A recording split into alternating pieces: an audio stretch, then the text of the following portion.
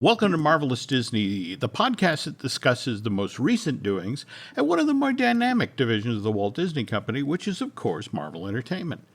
This is entertainment writer Jim Hill, and my co-host, the amazing Aaron Adams, and I are recording this week's episode on Tuesday, August 9th, 2022.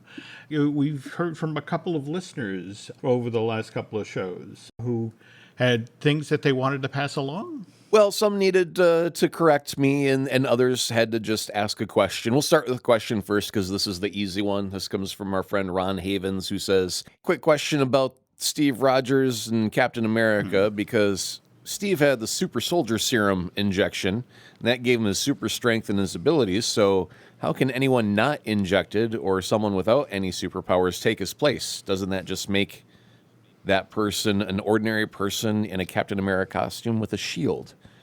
I mean, technically, that's true, but we had heroes like Hawkeye, who are not necessarily super powered with a serum. They're just a person with a skill. Same thing for Black Widow. She wasn't necessarily super powered, just incredibly good at her job. And so we do have a lot of people on the roster who have never been injected by some super soldier serum in order to be a super soldier themselves in some way, shape, or form. So in the case of Falcon, he was deadly with a backpack that had some wings. Imagine what he could do if he were in a fight and he had a shield with him. You know, he'd just be that much more dangerous. So, yeah, that's true that he's not going to be as powerful in throwing people one-handed over walls like Cap could do, but he can hold his own in a fight with or without the serum.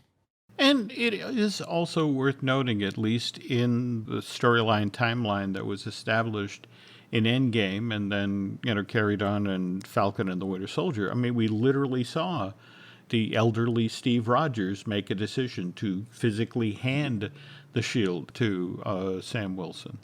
I think that also carries some weight here, to the effect of Steve made that decision. This guy is worthy to carry the shield. And really, Steve got the first lecture from Dr. Erskine, who was about, what's inside a big man, muscles and the heart and blah, blah, blah. And I think that Falcon's the right character with the right heart to carry that on. I agree. And by the way, thank you for bringing up that scene. That's honestly one of my favorite moments out of the original Captain America, the First Avenger. Okay, so moving on now to our correction category. Pascal the Rascal from Canada wanted to call in and say, hey guys, Thunderbolts have nothing to do with General Ross. And I was like, yeah, but wasn't there a Red Hulk in there one time? And he's like, yeah, one time out of 20.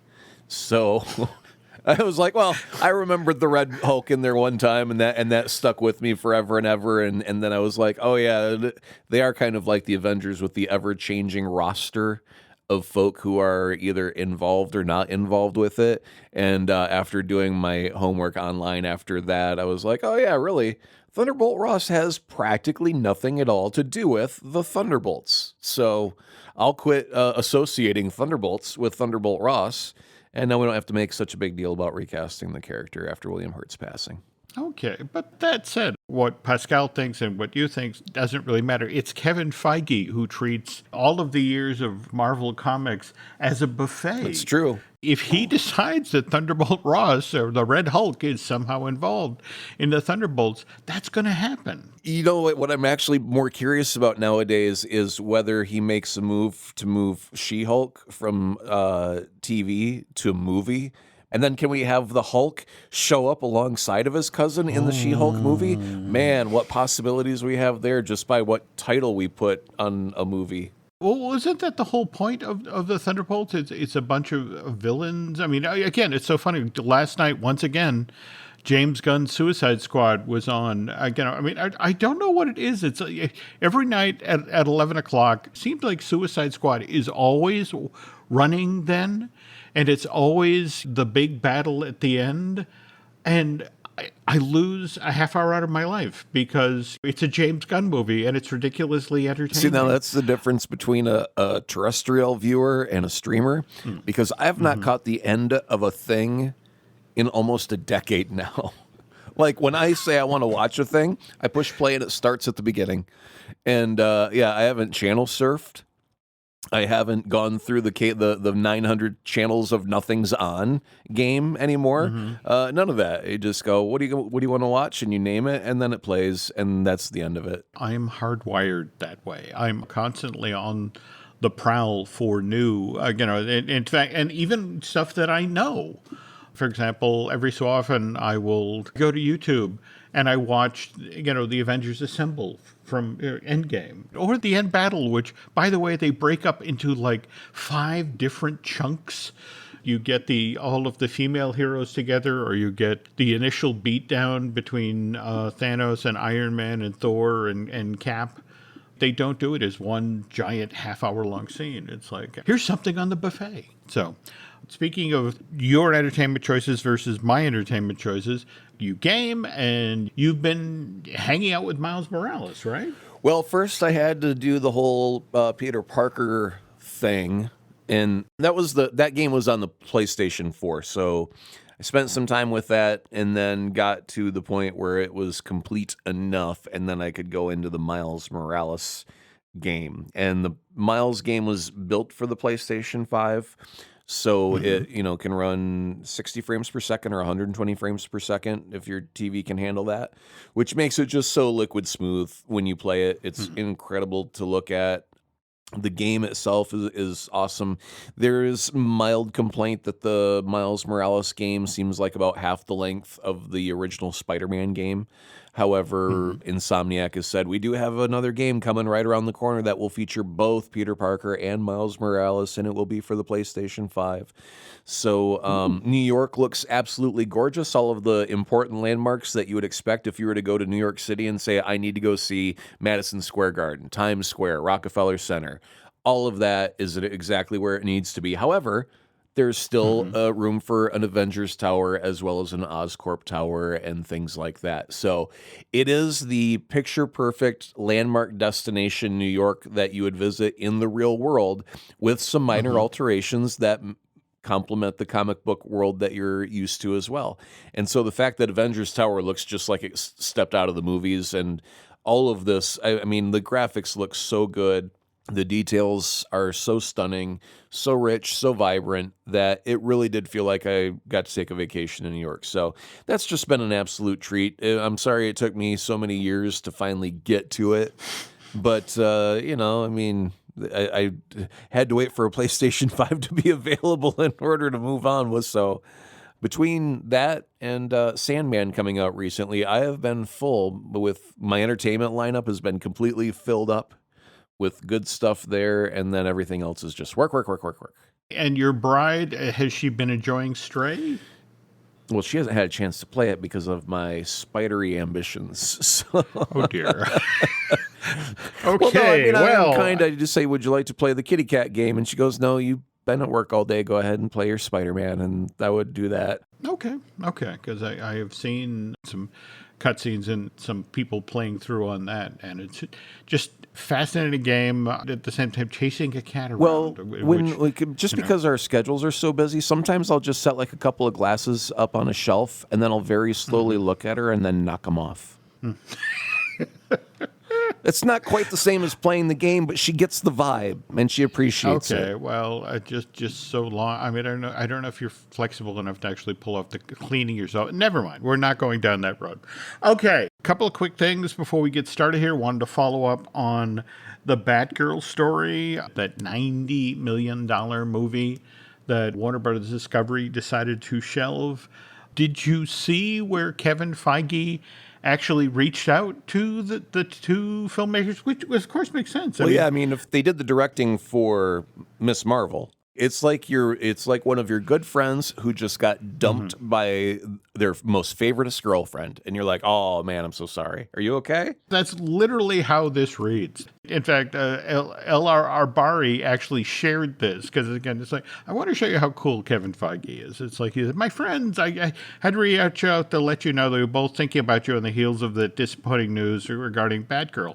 Marvel is very proud of you guys and all the amazing work you do, particularly on Ms. Marvel, of course, and can't wait to see what is next for you and hope to see you soon. So, again, no, that's it exactly. And I'm so sorry she dumped you. Also worth noting that among the other folks who reached out to express their sympathies and support, James Gunn, director of the Guardians film, and likewise Edgar Wright, who, remember, was the original director of Marvel's Ant-Man before he left the project and Peyton Reed took over. But at the same time, David Zaslav, the CEO of Warner Discovery, and it's just, you read that note from Kevin Feige, and it's like, this is a guy who knows how to deal with creatives. Whereas Zaslav, he didn't know what to do here. So he pivots to Wall Street and try it. It's like, let me plead my case here. Let me talk to the bean counters. Money, money, money, money, money. And they'll go, yes, yes, yes, yes, money, money, money. And that's the thing. The notion he's, it's like, well, we're not going to release a movie until we believe in it. It's like,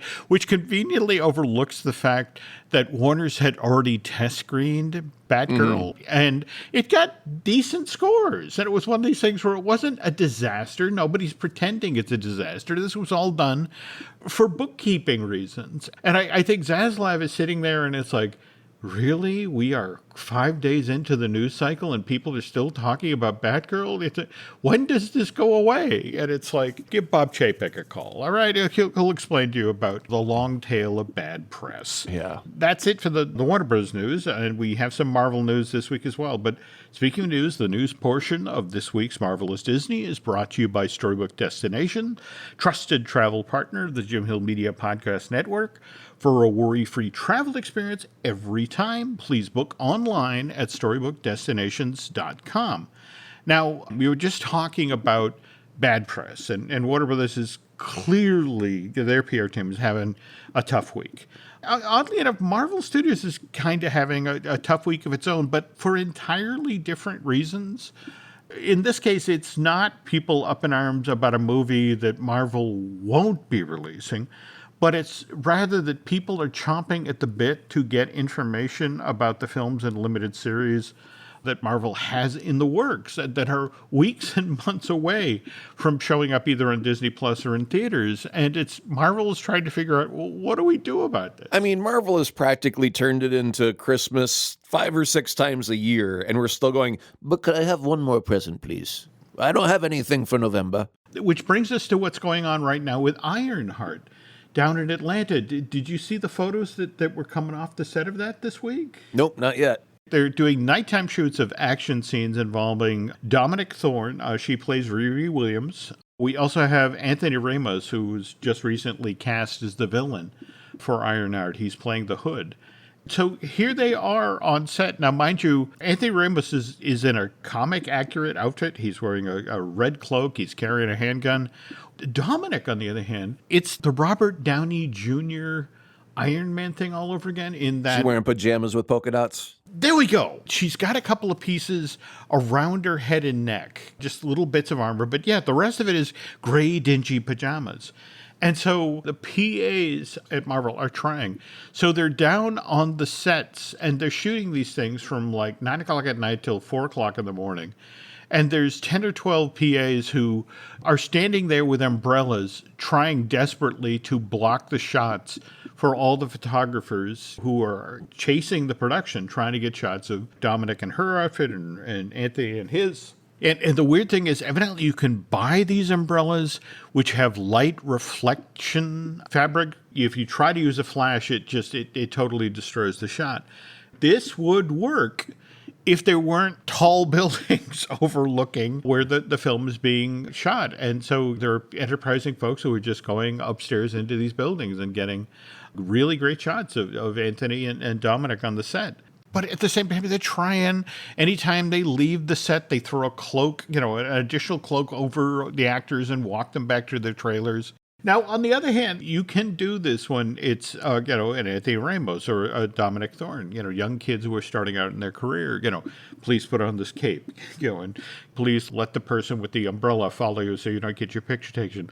On the other hand, if you're Vincent D'Onofrio, who has been acting for years and is once again playing Wilson Fisk Kingpin on the set of the Hawkeye spinoff Echo, nobody tells Vincent what to do. So just this week, there was a photo of Mr. D'Onofrio strolling to the set in Kingpin's trademark spotless white suit. And I think he's got a black ascot or that sort of thing on. Wait a minute. Did he have an eye patch?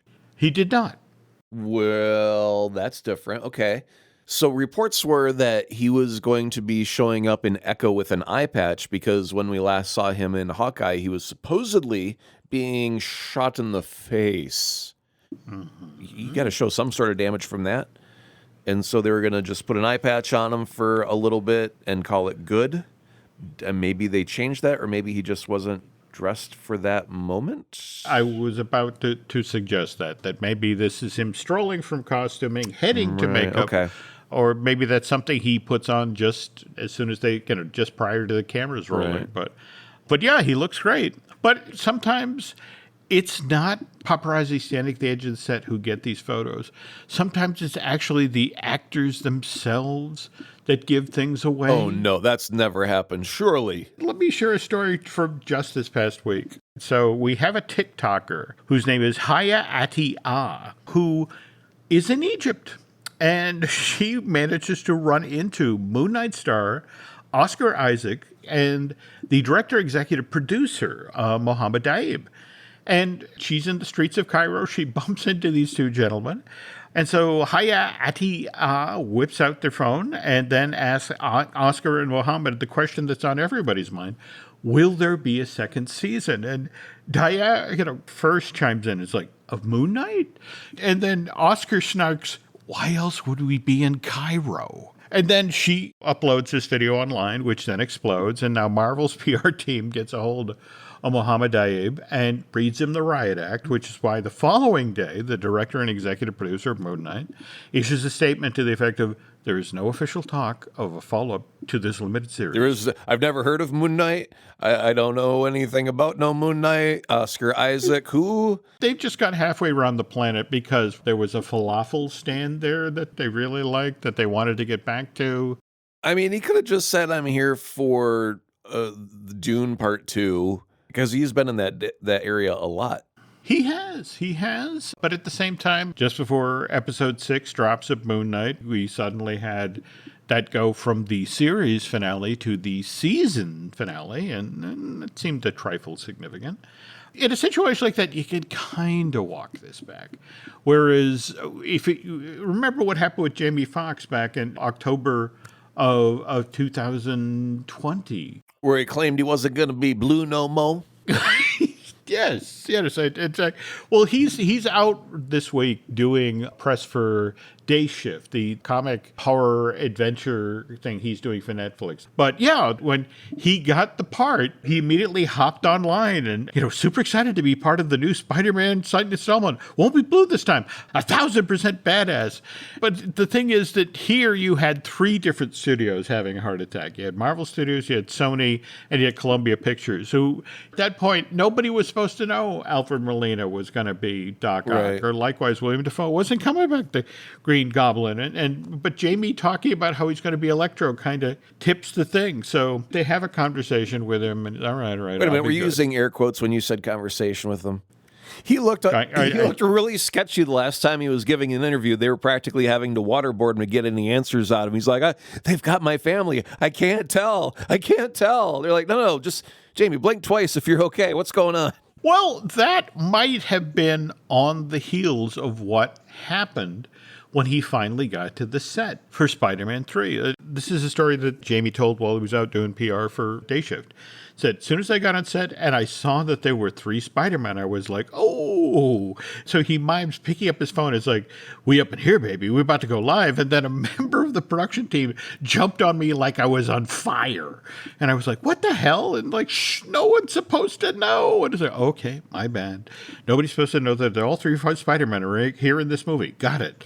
On the other hand, he's quick to credit the reason this thing did over $1 billion worldwide. It's like, well, the Mystique. I mean, that's what helped make No Way Home such a huge success. It made people want to go back to the movie theater and see what the fuss was about. Learn the big secret.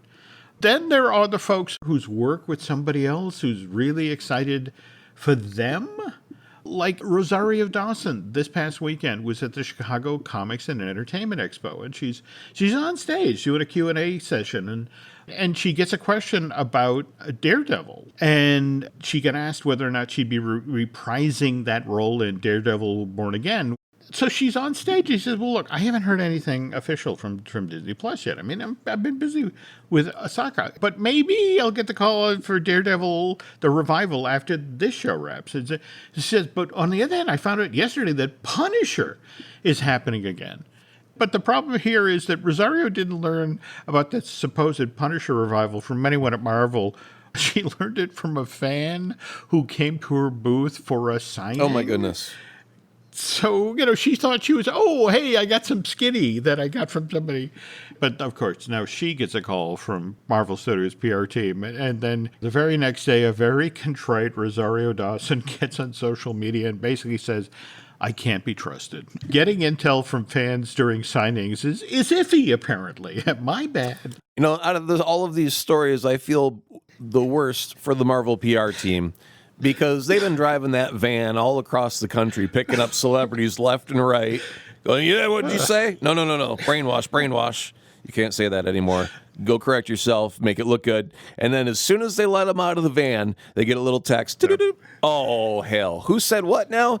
We got to go to Arizona. Why Arizona? Because they had a convention. And then off they go. And they throw a bag over some other celebrity's head who just wasn't expected. What'd you say? Somebody recently asked Kevin about this, you're the master storyteller at Marvel. You're the guy who decides what stories you tell as a limited series, what stories you tell theatrically, how these things are going to link up. And it's like, how does he feel about paparazzi standing at the edge of the set of Ironheart at 3 o'clock in the morning trying to get pictures? I'd bet he'd more upset if there weren't paparazzi trying to get pictures, because that would mean he didn't matter. This is entirely true. But I love Kevin's response. He's like, at this point, I'm numb to it. Anybody tweeting anything about anything, politics, movies, Marvel, just numb. Sort of like a zombie, which, by the way, on the second half of today's show, we're going to share some news about that new Marvel Zombies animated series, which will debut on Disney Plus in 2023. Walmart Business is in the business of helping your business, regardless of whether you're building bridges, building spreadsheets, or building lesson plans. Ooh, that looks fun. Walmart Business can help save you time, money, and hassle so you can focus on what you're building instead of what your supply closet is missing. In short, we take care of business so you can do more with yours. We're the Walmart you love, now for your business. Learn more at business.walmart.com.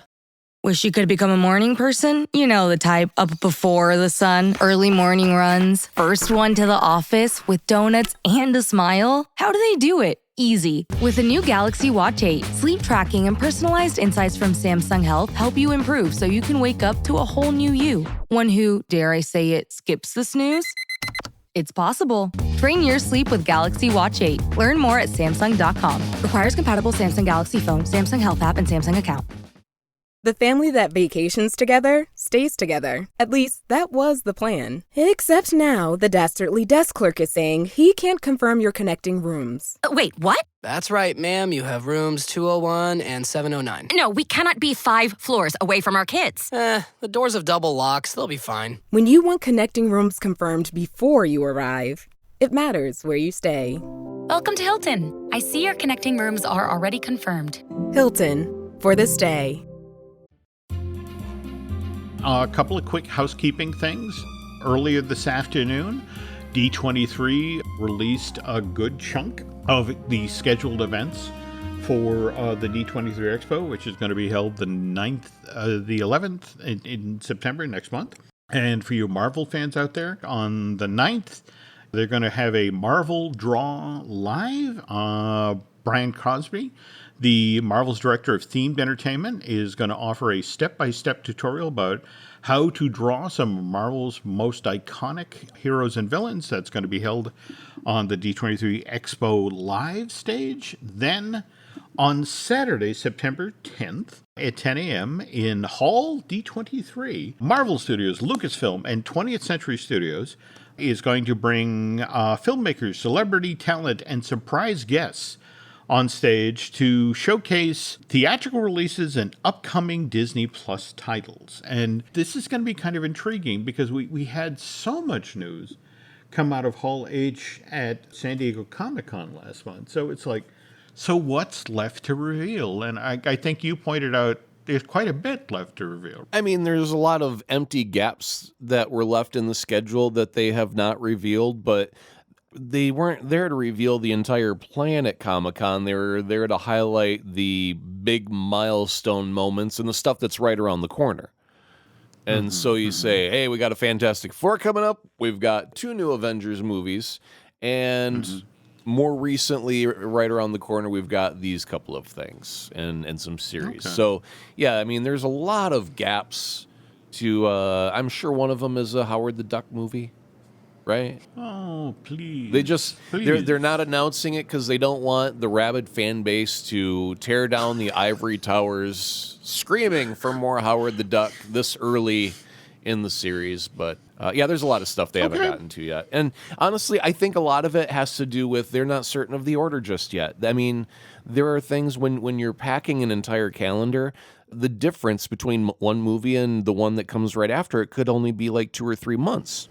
And it could be very easy to say in the timeline it would make more sense if this were placed here if we just flop these 2.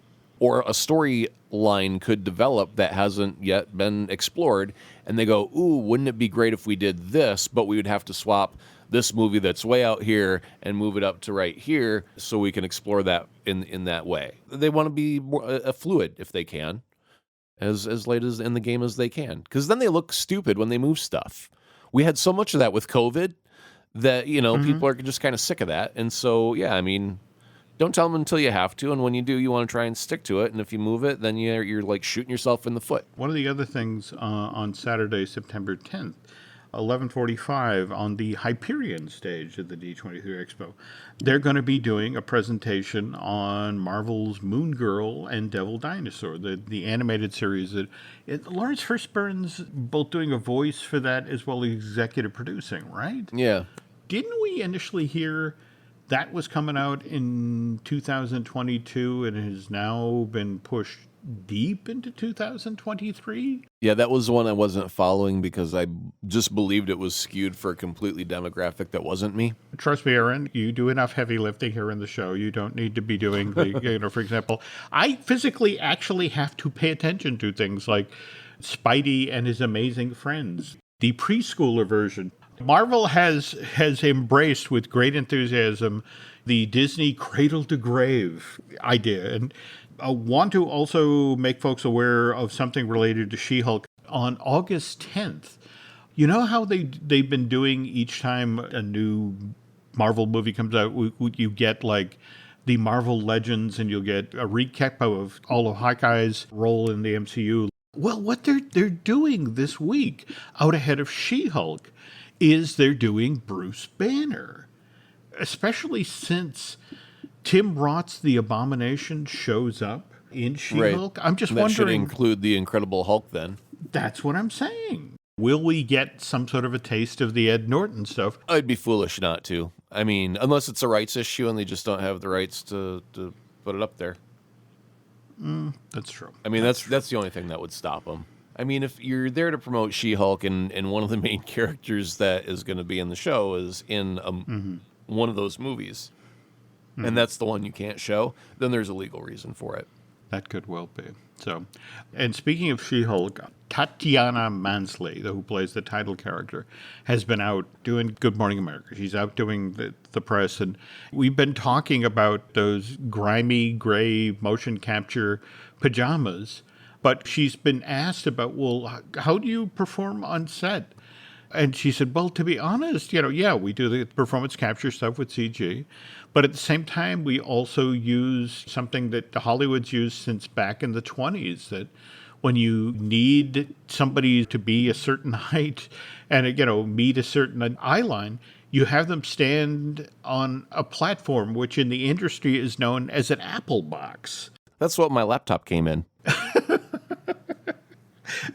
Well, these go back a little bit further than Steve Jobs. Oh, okay. But they did the exact same thing with Thor Love and Thunder, that whenever Natalie Portman became the mighty Thor, to show the physical change between Jane Foster, who's dealing with stage 4 cancer, and the mighty Thor, every time she wore the outfit, they then had her stand on an apple box because she was literally physically bigger than her human version of that character. And before I forget, just this past weekend, Thor Love and Thunder surpassed the North American ticket sales for Taika's first Thor movie, which of course was Thor Ragnarok. In between Thor Ragnarok and Thor Love and Thunder, we of course got that wonderful episode of Marvel What If, where we got to see what would happen if Thor had been an only child. But before that, we got Marvel What If Zombies, which was based on Marvel Zombies, a 5-issue limited series that was published back December 2005 through April of 2006, and written by Robert Kirkman. And again, the folks at Marvel were so thrilled, again, and they'd worked with Robert previously. They enjoyed working with him. They were so thrilled with what he was doing with zombies and his gritty, epic take on it. It's like, well, would you like to do the same sort of thing with the Marvel characters? And Robert was like, oh my God, yes, of course. And Robert insisted that even in zombie form, the Marvel superheroes and the Marvel villains still had to be recognizable as the characters that they'd previously played. So, just that they had to retain their superhero abilities, they had to retain some intellect, and some of the stories are just heartbreaking because it's like you get Peter Parker as a zombie who has a brief memory of attacking Aunt May and is just sort of horrified by what he's done before his uncontrollable hunger, for flesh just